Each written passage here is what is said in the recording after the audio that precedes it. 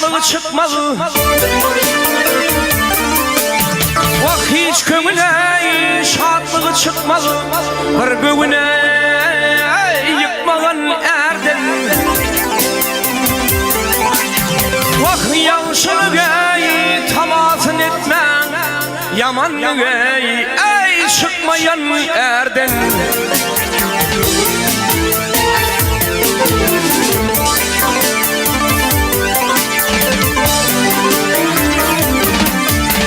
Vah yağışı er il ayıbını açmalı. Ey yağışı er il ayıbını açmalı. Görebilir ey harman içmeli.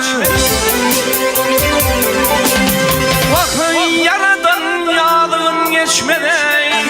Göz yaşını ey dökmeyin erden.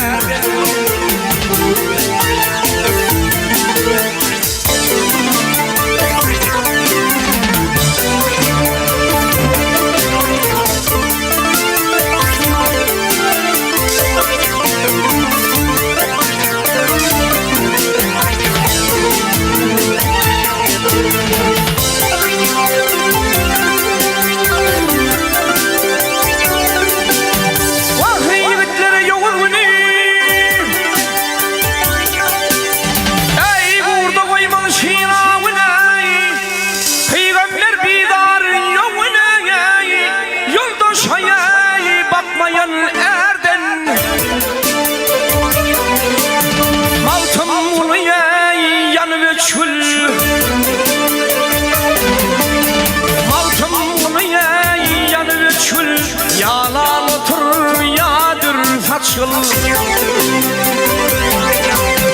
Vah bir kuyruk frey ittir kaçıl. Nesihat ey yokmayın erden.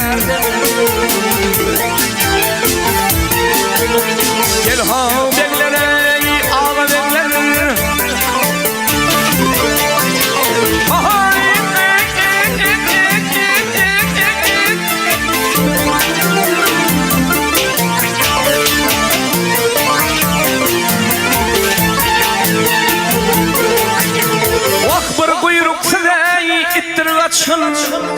Ey peygamber bir yoluna yoldaş ey bakmayın erden.